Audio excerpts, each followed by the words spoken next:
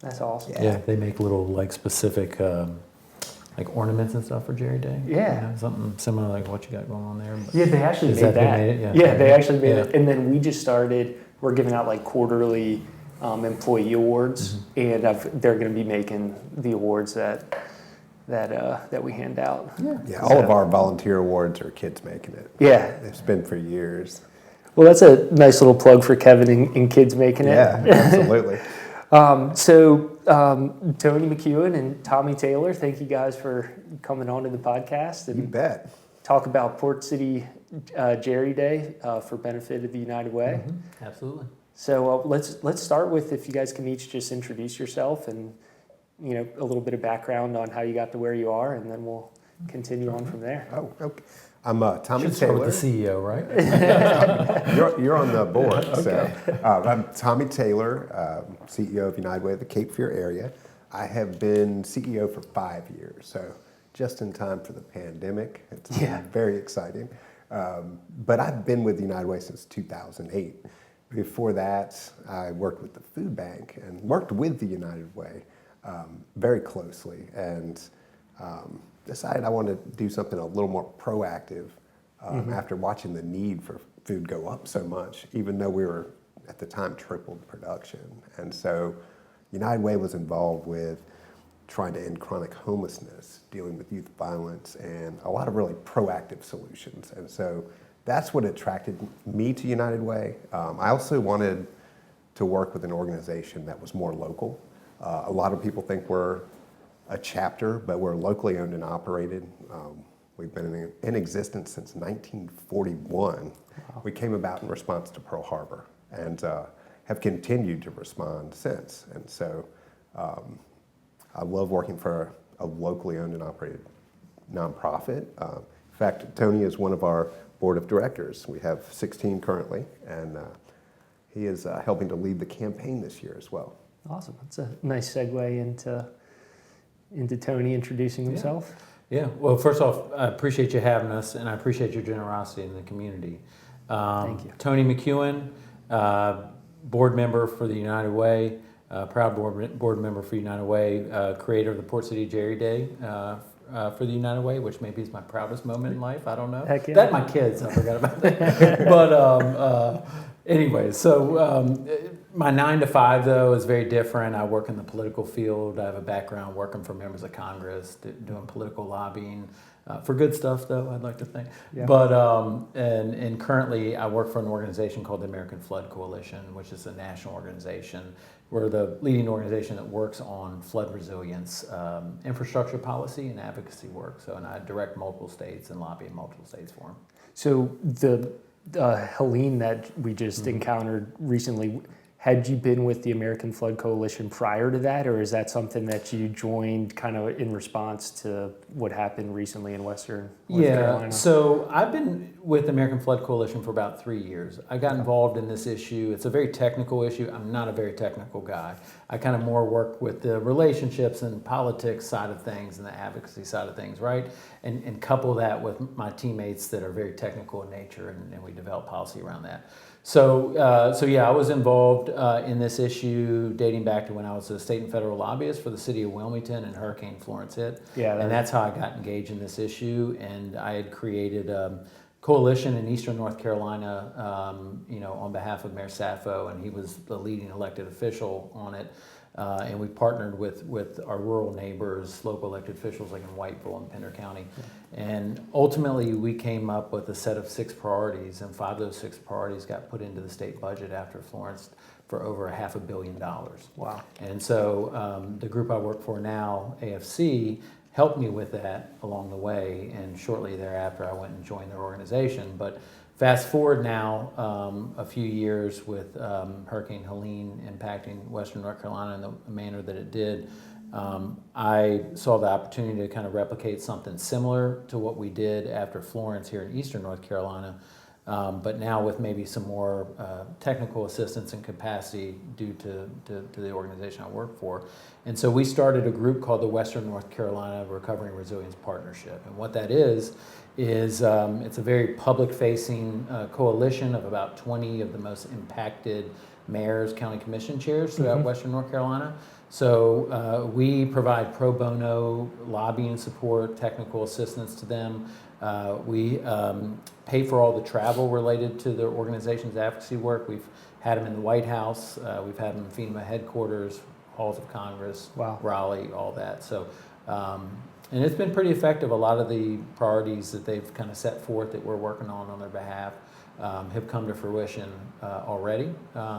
And it's just neat to see communities, mayors from places that have less than 200 people, like Lansing, North Carolina, up in Ashe County, sitting in the White House working on these issues alongside of like in Asheville, right? Yep, definitely. So how did you get involved with the United Way, and how did you meet Tommy, and what's the background there? So, so I got involved with the United Way back when I was a City of Wilmington employee. And I jokingly say that I think I'm paid to bug people for a living. And so I think the powers that be at the city thought, well, you know, the city has a United Way employee campaign. And maybe you should be the one that goes around and bugs other employees to give. I think I drew the short straw or something. And I was familiar with United Way, but I kind of had a misconception of what I thought United Way was. And as I got more involved in it, I really saw that it was a really organic and local organization versus maybe what folks think United Way is. It's not a national group, it's a local group, as Tommy was saying. And as I got to know more about folks like Tommy, who has an amazing mind and even stronger heart, and the work that they put into it, you know, I realized kind of how I kind of shifted my pitch as I started to work with City of Wilmington employees was, you know, look, some folks may have pushed back, so I work with this charity in the community, or I work with that one. Well, typically when you're talking about local government employees, these are not folks, you know, making millions of dollars, right? So there's a limited amount of resources they can provide. And so how I kind of adjusted my pitch, and it's how I feel to this day about United Way, is that if you have limited resources, or no matter what your resources are, but let's talk about if you have limited resources, and you have a concern about many different aspects of in our community, whether it's issues about education, healthcare, you know, the environment, you know, what have you, food insecurity, what have you, apprenticeship, you know, jobs, job training, everything. You know, it's hard for the average person to find an avenue to contribute to all those different needs, right? But you have all those concerns in your heart. And so the United Way really provides that landing spot for those folks who, if I give $100 a year, that's all I have. If I give it to the United Way, I know, because the way they're structured and the good work that their staff does, that you're going to touch on all those different aspects of need in the community. So it just felt like a very natural thing for folks that care about their community to get involved in. And so, yeah, it just, I think it made the conversations a lot smoother with city employees. And the more they were able to get engaged and get exposed to folks like Tommy and his team and the work that they do in the community, it just, I think the effort just continued to grow with city staff. Yeah, I think the first time we met, it was when the city and the county had a basketball competition, and you were putting it on, and everybody was having such a good time supporting the community. And but Tony's really just made it fun. I mean, our vision's about a united community that's healthy, safe, and prosperous, and we can make that journey a lot of fun and fulfilling for everybody. And Tony is a mastermind at that. I mean, that's why we have Jerry Day. At times, maybe. But not often. Right? So you got voluntold to lead the helm, and that's kind of how you got involved, and that's pretty cool. But I embraced it. I enjoyed it very quickly. I didn't know what I was doing, but very quickly I saw, you know, the benefit, you know, to you know, the community through our involvement. And so it's just been a natural fit and been enjoyable. That's awesome. That's actually a perfect segue, because I wanted to ask Tommy to explain a little bit what is the vision and the mission of the United Way, and like really how does it, you know, operate? Right. You know? Yeah, and so I mean, really, we unite people. United is the way to get to our vision, and our mission is to leverage resources to improve local lives, and so we do that in so many different ways. So we do that through events. We do that through sponsorships. Thank you very much for sponsoring Jerry Day. Thank you. I'm excited about it. We do it through corporate gifts. Sometimes companies will match. We actively write grants and pursue contracts. Yep. In fact, last year, for every $1 an individual gave to United Way Cape Fear area, we put $4.78 back into programs locally. So, That's amazing. Yeah, we have multiple different ways of doing that. We are the only United Way actually in the world that does a senior community service employment program. But that's $500,000 that we bring in, and we hire low-income seniors to go work at 42 different nonprofits in our area. And so they get to stay engaged, they get an extra paycheck to match their Social Security. But that's just one example of the different ways we're able to proactively go out and get other resources to match the local investments. Yeah. So that's why our mission is, about leveraging resources, because we know, like Tony was saying, there's only so much that local folks are going to be able to support. Yep. So we want to maximize every penny of it, and we do. And another thing I'd like to point out, and I'll let you elaborate on this example better than I could, but another thing with the United Way is, as opposed to a lot of nonprofits you find in a community of this size, is that they have the capacity to be nimble as needs arise in the community. And I think COVID was a perfect example of that. So, I was still with the city of Wilmington during COVID, and we were looking at ways to kind of, I think, lessen some of the exposure of some of our more vulnerable community members, right? And there was a particular concern around those that, were homeless in the community. And so, we had thought through and talking with Tommy, I believe the concept was called a Healthy Hotels Initiative, right? Correct, yes. Yeah. And if you want to elaborate it on solved multiple issues, actually. Originally, and Tony was very concerned, as he should have been, about the folks in shelters. So everyone out there is trying to spread out, not get together in close proximity because of the COVID being so contagious. And here we are with shelters that are packed with people. Some of these folks were, vulnerable health-wise, and so we were able to focus on getting those folks out of the shelters and into other housing temporarily, and a lot of them permanently. That way, the shelters could spread out more, and it wouldn't be a health hazard anymore. And we quickly realized there was other issues that we were able to use the same relationships with. So it was a perfect public-private, city-county United Way initiative. So at the same time, because of Florence, the domestic violence shelter didn't have as much space. And after the shutdown, the domestic violence issues grew tremendously. So we needed another shelter that was very secure, where those folks could go. And people were leaving the hospital too contagious to go home, but too well to be in the hospital. And so the hospital needed help with COVID-positive individuals.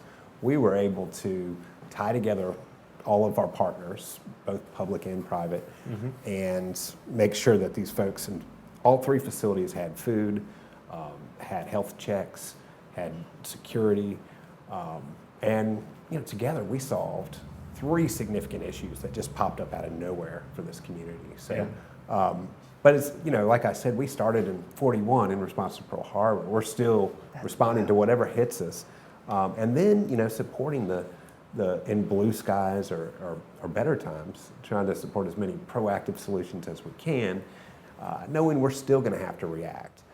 So that's one thing that has not changed about this United Way. It sounds like the United Way has a really big role of just being a leader in the community, being a focal point that can allocate resources and to different ways and get the right people together to make things happen. We happen to be since Florence, the fiscal agent for the FEMA long-term recovery groups. Wow. That bring together all the construction committees, case management committees, resilience, all of the different things that have to happen when you're recovering from a trauma like that, and the years that go into it. So we're still working on Hurricane Florence cases that the state kicked back after all of that case management transfer. We've got a lot of work still to be done. A lot of people don't understand long-term recovery is years and it's long-term. years to get all of that work done. If a storm were to hit tomorrow, which it will not,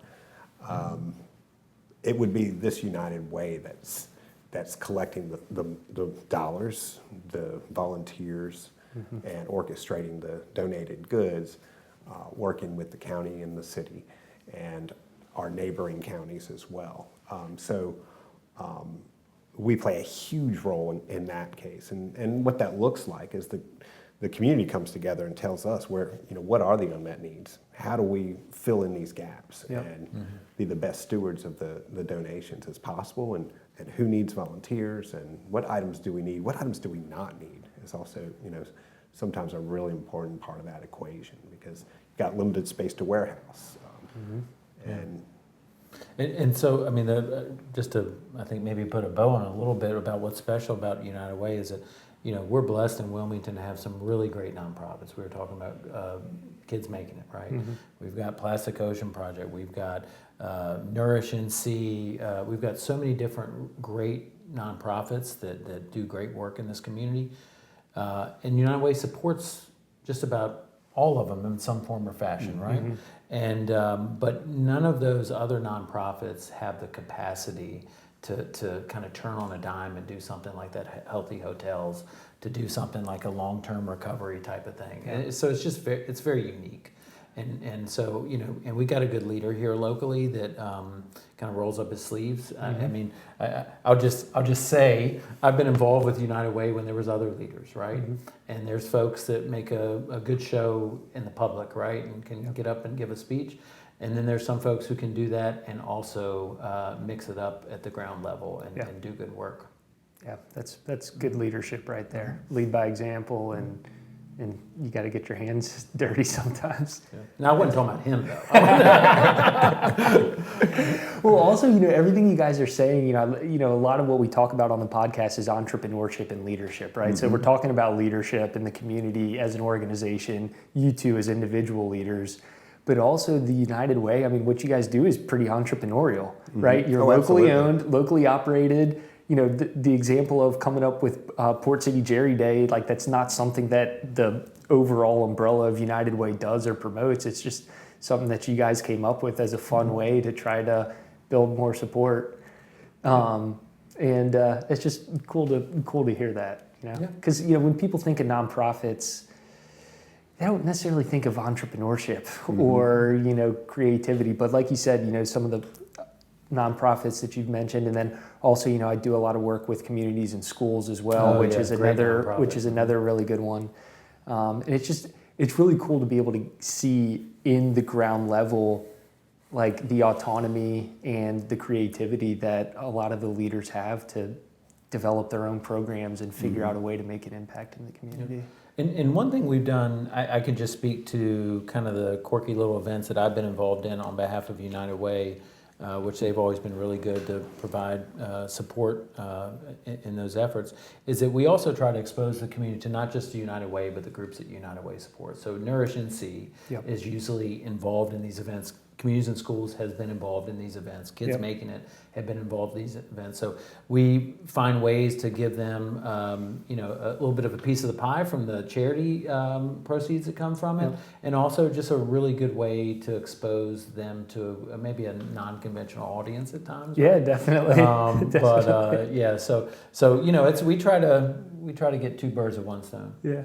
I think that was, my draw to getting involved in Jerry Day was, one, being able to support the United Way, but secondly, I love music, I love rock and roll, I love listening to the Grateful Dead, and also I was like, what accounting firm, is going to sponsor, Jerry Day, get in front of a non-conventional audience, No one may trust you with their money again. Exactly.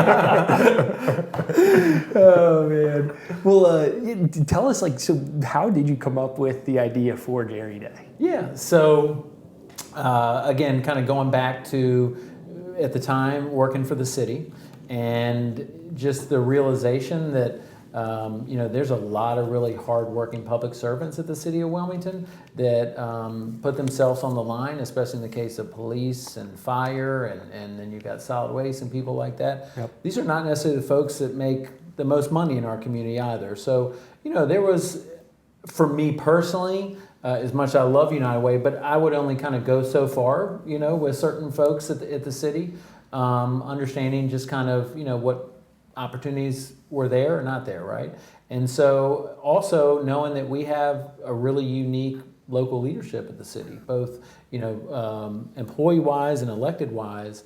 And so, in my experience, they were always willing to kind of do things a little bit different in a manner that would be helpful to the community. Mm-hmm. And so I said, hey, this is city government. Let's share, our campaign, our employee campaign with the community, and let's bring them into it in a way that kind of showcases what we're doing for an organization that we love, but also let's give them an opportunity to enjoy it and participate and be helpful to this great organization as well. So I pitched it to city staff, and the first one we did it's called Jam for the Kids, and it was money that went through the United Way. And again, this is all, so the city has this United Way campaign, right? So all the money raised through Jerry Day and these concerts go through that campaign. So it's part of their campaign contribution to United Way. And so the first one was called Jam for the Kids. Yep. And so it benefited all the children's-based charities that United Way supports, like Kids Making It, like Nourish and See, and there was a couple others I don't recall. And we had probably about 600 or 700 people at most, maybe, at Greenfield Lake Amphitheater.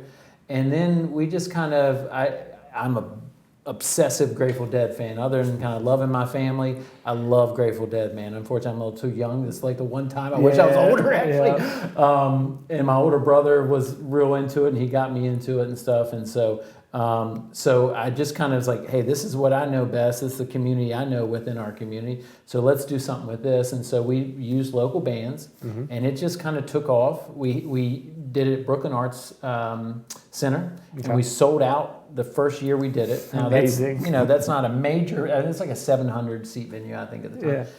Second year, sold it out again. We brought acts in from Athens, Georgia for those first couple. And then we took the risk and put it at Greenfield Lake Amphitheater, and it just took off. Yep. And so it has sold out the last 2 years. Last year we had to switch on the fly because there was a major storm coming through, and we took it indoors and broke it up into 2 concerts, sold both of them out, and had people waiting at the door and everything like that. And it's kind of got this weird cult following locally. Yeah. And again, I do it completely for volunteerism. It's just like, and I would pay to do it, man. Like this is like this is a pleasure in my life, right? Yeah. I don't have any musical talent. But I can promote things, I think. Yeah. And so, it's a major pleasure for me to give back to a community I enjoy, and speaking of the Grateful Dead community. And so, it's just kind of taken off, and you got United Way employees that are helping with it. All these other community members are involved. We bring vendors into the community, and it's all in a time when concerts cost a lot of money. Yep. It's $10. Yeah. And you know that 100% of all your money goes straight to United Way. Yeah. No one's taken anything off. We've got good sponsors like yourself that have been very generous, and that helps us with our overhead. So when you're walking in those doors, everything goes to charity. That's so cool.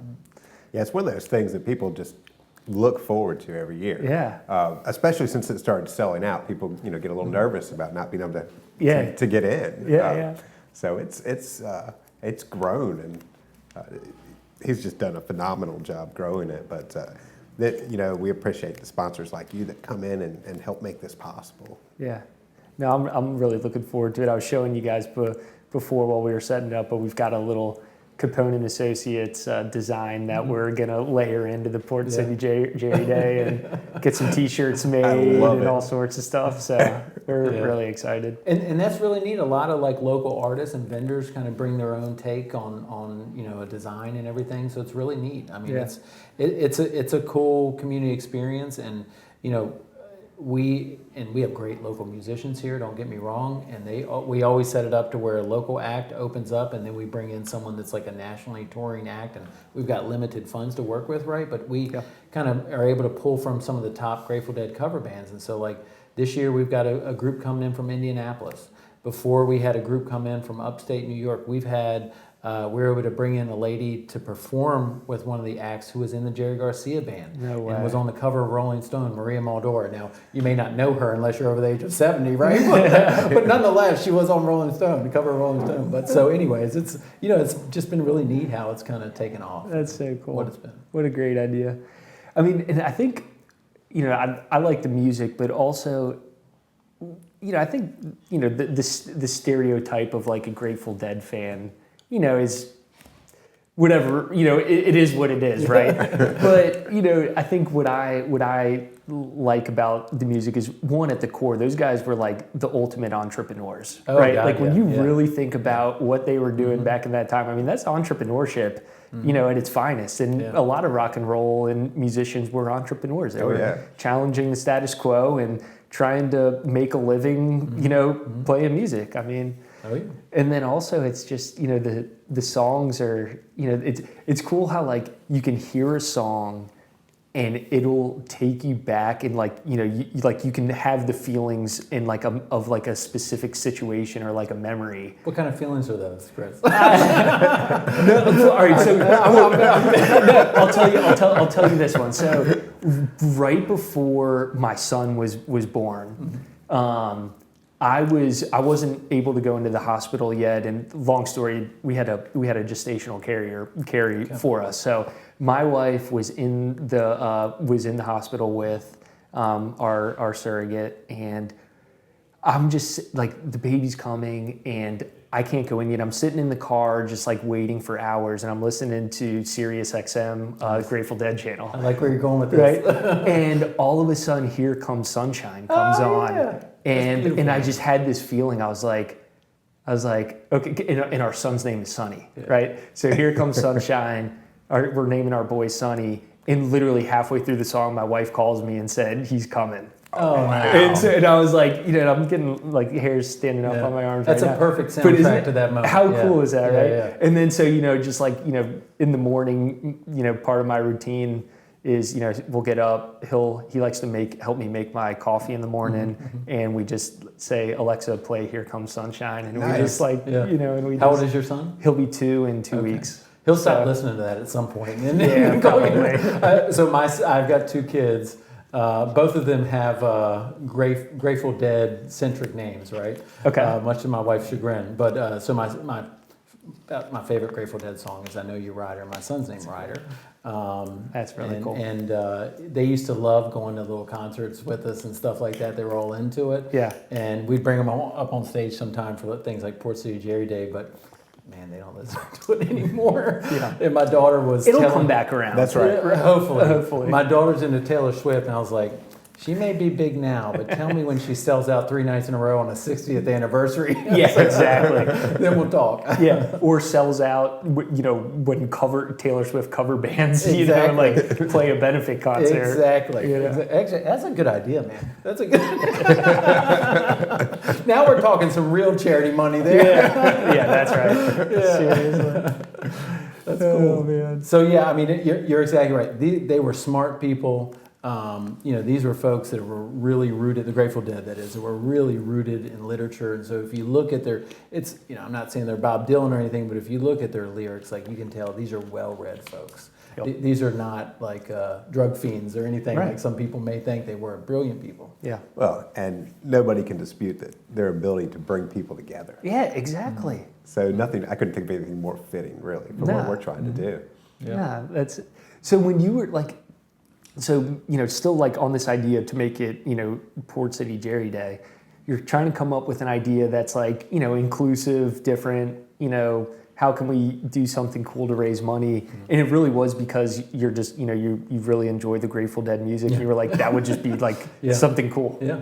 Yeah. And again, the city was all on board with it for some crazy reason. And Mayor Sappho embraced the heck out of it. And so, he knew the Grateful Dead. I think he's a big Red Hot Chili Peppers fan. He likes Led Zeppelin and stuff like that. He's got pretty diverse tastes. And so I kept forcing him. He's a good friend of mine. And I kept forcing him to listen to Grateful Dead, and he liked it. And he ended up going to see Dead and Company a couple times. No way. A couple times. So we do this thing kind of in the run up to the concert, like as a part of a marketing thing. Yeah. We always do a video. I'll have to send you a link to it where we kind of tease him a little bit about like his Grateful Dead knowledge, because we accuse him of being like a poser, sarcastically. And so we did this one video one time where we were giving him these hard questions, and someone would just like come up and whisper in his ear, like, "Oh, that is just kept messing with him." And so we made him tell the story about him going to see Dead and Company, and he was talking about Shakedown Street. He said, I think I got shook down on Shakedown.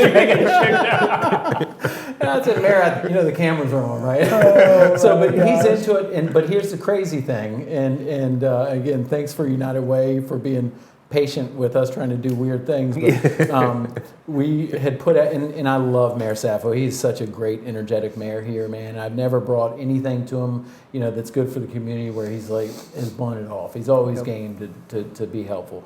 And so I said to him, I said, hey, what if we created a challenge where if we sell X amount of tickets by, 30 days out or something like that? I said, could we force you up on stage to do a Grateful Dead song? So he has now 2 years in a row taken the stage and sung a Grateful Dead song. No way. Yeah, so he's done Not Fade Away.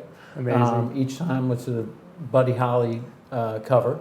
And then Bo Gunn with the Penguin has gone up there as well, and so it's just been really neat. And so and then we last year when we did a little promotional video, Bo Gunn and I were in his office and had city staff shooting the footage and everything. And so he didn't know what we were hitting him with, and what we did is we brought up like excerpts from his performance on stage video, and the city like spliced it into the video that we put on YouTube. Well, the funny thing is when he was singing, he got into it and he starts pumping his fist. Yeah. And he pumped his fist and hit Bo in the side of the head and knocked Bo's hat off. And so as we're showing that clip, I have Bo Gunn walk in. He didn't know Bo was there, all bandaged up. Oh my gosh. And then the mayor just like starts crying, and I'm like, Bo, you okay, man? Are you all right? Oh my gosh. But he's a good sport. But again, we wouldn't have been able to keep doing this were it not for Mayor Sappho's seal of approval and always being involved. That's really cool. And to be able to do it at Greenfield Lake, Heck yeah. I mean, that's one of my favorite music venues that I haven't been to like a crazy amount of music venues, but something about Greenfield Lake is just really special. Mm-hmm. I mean, it's super intimate. You're outside, and the sound in there is, I think, really, really good. Yeah. I was one of these crazy people. I almost failed out of school. My parents almost killed me. I would follow like Fish and the remaining members of the Grateful Dead around the country, right? Okay. And I probably shouldn't be saying all that. But anyways, that was like my passion in college and right out of high school and just after college. So I've been to a lot of venues. Greenfield Lake Amphitheater is one of the best venues in the country. I mean, Bob Weir's performed there from the Grateful Dead. I mean, these are big acts that perform at that venue, even though it's not a big place. I know that. Well, that's what's so special about it. I actually went to Red Rocks for my first time last week. Oh, really? And I'm not trying to compare Greenfield Lake to Red Rocks, but I mean, Red Rocks again it's a pretty small, like intimate, amphitheater with like the seating and stuff. I realized I was like, Greenfield Lake is awesome, and some really good acts. I think one of my most memorable Chris Robinson Brotherhood came a couple years ago. And I mean, I'm literally like in the front row of the pit, and like Chris Robinson's right there, Neil Cassell's right there, and I'm just like, this is insane. Like, Yeah. So, that's a good one to see there. And the comparison with Red Rocks, I mean, some people may think, well, you can't compare the, but they both use kind of what nature gives you, like the natural aesthetics there and everything. And I'm a big homer for Greenfield Lake Amphitheater. Like, that's a special place. Yeah, no, it really is. And when I was giving you guys the tour earlier, I forgot we've got names for all the conference rooms. One of the conference rooms' name is Greenfield Lake. And I have, like, what I want to do is we start to, decorate this more, but I want to make that like an ode to like rock and roll and entrepreneurship, and like build it around like a lot of stuff at Greenfield Lake. So Maybe we could get some Port City Jerry Day Yeah. posters in there. Yeah. And, We can make that Put some happen. Spanish moss in there. yeah, exactly. So how many? When you say like it's sold out, past like how many people is that? 1,400. 1,400 people. That's amazing. And it's the 7th annual. We started in 2018. We even did it during COVID. Yep. Kind of weird. We did it at an indoor venue. We closed it to the public. This was like 2020, and we brought in someone to do quality video and audio, and we basically put it out to where it could be streamed or picked up or whatever by the breweries around town. Yep. And so we had like little gatherings at different breweries, and breweries would give like a percentage of their sales that day during that time to it. So we've tried to be creative when times were kind of weird, right? But now that times are awesome, it's still awesome. Yeah. And this year it's on September 13th. 13th. Yeah. 30 Cool. days from now. 30 days from I now. got some marketing work to do. Yeah, I think I've got a little bit as well. But we were trying to time this like with we're going to release Kids Making It podcast tomorrow, and then in 2 weeks we'll release this one. So it should be hopefully good timing to Nice. help Yeah, very cool. all 7 viewers and listeners of my podcast. They have friends and family though. That's right. No, that's right. So what are which you said there's a band from Indiana, cover band from Indiana that's coming this year? So the opening band will be the Possums, Okay. which are local, and an amazing high energy band, and very kind of unique twist on the dead because the lead instrumentation is a mandolin, and then the headliner is a band called High Rider, and they're considered the Midwest's top Grateful Dead cover band. Cool. And they are really good. So there's like 10 to 15 kind of really notable Dead cover bands around the country. Yeah. And they're like one of the big rising stars. And they've had like premiere sets at Skull and Roses, which is one of the biggest Grateful Dead festivals that happens out in California. And so they've got like their own like cruise concert thing that they do now, multi-day thing to Jamaica. So they're taking off, but they're Is that Jam oh, wow. Cruise or They is have it- their own thing. It's their own. I think that's kind of like a trend with music now. Like Okay. anybody who's got a following, they kind of somehow have a cruise. I don't know. Maybe I'm speaking out of turn. But anyways, they're really good. That's awesome. They're really good. Really kind of fast-paced stuff. And they're making a special trip down from Indianapolis here. And, a lot of times, they'll do it kind of at a discount, different bands that we brought in. But it's, we have great local bands, but I mean, it's legit like national acts that we bring in. It's kind of inside baseball for Grateful Dead fans, but Right. legit national acts. Yeah. And so in the the month of is it the month of August? When did Jerry pass? Was it the month of September? Yeah. Good Lord, I'm gonna lose all. You're gonna make me lose all my street cred, man. Oh, Born August 1st, I believe. Died. Died August 9th, and so Okay. August is kind of like that time period. Okay. Where there's a lot of celebrations, Jerry Days around the country. Yep. So I just, for right or for wrong, Chris, I made the decision like, hey, this is just like a volunteer thing for me, and I want to do right by United Way. So let's just kind of push it out from that a little bit. Yeah. And that frees up a lot of those bands that we would attract in. Perfect. So it just is kind Well, of and also like the weather in September compared to August is hopefully a little bit nicer. other than last year, right? Yeah, other than last year. And kids are back to school, people are home, like vacations, so, hopefully, Yeah. easier for people to make it. As long as no tropical storm, Yeah, we're okay. yeah. Well, Yeah, it's a perfect pace setter campaign because we'll be launching the community-wide campaign with it. Yep. Then our kickoff on the 30th, and Yeah, it's and I don't know. I don't want to pat ourselves on the back on it, but is that the largest audience that United Way gets in front of during the year? yes, absolutely. It is the largest audience. It's definitely one of the most fun events in town, for sure. So That's awesome. There's a reason that sells out. Yeah, and we take the opportunity, like during intermission, we have sponsors come up and everything and speak, and it's an opportunity to kind of talk about the mission behind United Way in front of these folks. So, and they're really, again, because they have that buy-in with their $10 and they're invested in it, and they're genuinely, I have sensed, genuinely interested in hearing about what's going on and where their dollars are going. That's amazing. Yeah, and I mean, seriously, $10 a ticket, that is the cheapest concert in So town. I should raise it? Is that what you're saying?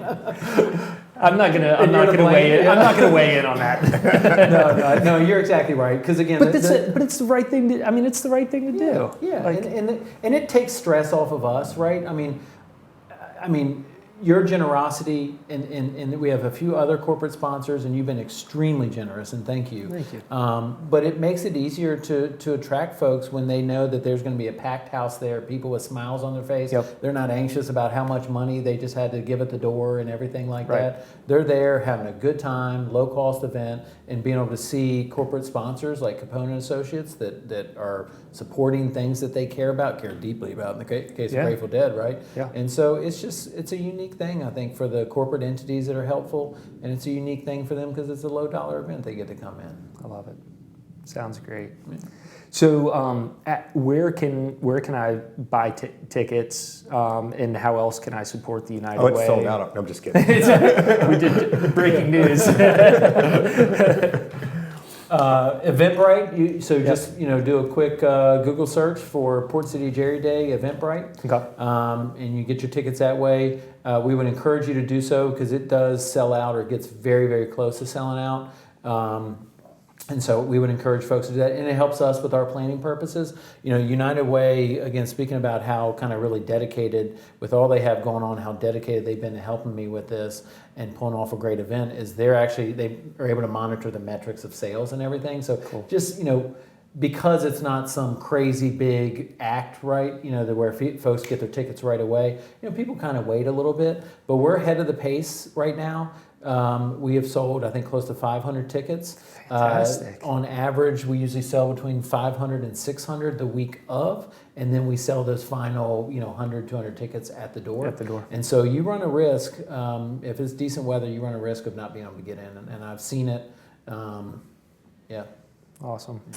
Yeah, sometimes the venue will work with us, and if we see someone leave, we can sell an additional ticket. But Nice. we just have to be careful. We can't it has to be safe, and it has to be, Of course. to code. But if that happens, sometimes when people leave, we can bring in extra, but I wouldn't count on it. Most people want to stay. Yeah. And another kind of unique thing I'll mention, you mentioned about how Grateful Dead were really kind of unique entrepreneurs and marketers and everything. Yeah. One of the ways we try to incorporate that into this is so we allow free vending, and we bring the vending inside the venue. So when you go in, there will be about 15 different vendors that are all local, homemade jewelry, obviously tie-dyes, right? Yeah. All types of things, no food or beverages or anything like that, but all types of vendors in there, and we offer that space to them for free.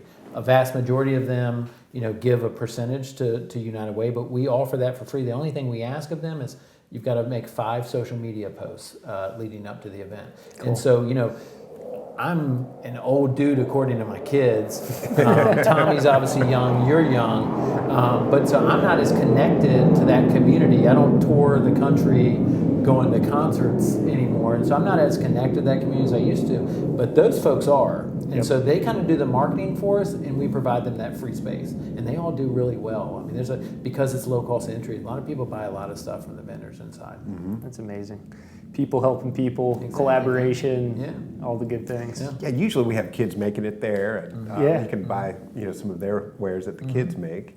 Very neat. And Specific that to the goes event. right back to the kids, which is just incredible. And Plastic Ocean Project's always there to kind of support the effort. So, the local artists, local nonprofits, it's a lot of fun.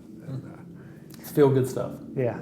Well, I'm super excited about it, and we haven't even been through it first, but I'm going to make sure I get first right of refusal for sponsorship next year. I'd really like this to just be something that we continually get to be involved in, just because it's all the right reasons, and I love music and love the Grateful Dead. So. Well, you got to get up on stage. Mayor may make you sing with them or something like that. Right. That'll be Just watch how scary. he's, do it. Yeah, should I wear a helmet or just like yeah. Well, thank you guys so much for the Thank you time, for your generosity, for coming in, Appreciate it. and congrats on coming up with such a cool idea and keeping it rolling, and really excited to be a part of it this year. Thank you for being a part of it. Yep. Appreciate it very Thanks, much. guys. Appreciate it. You bet.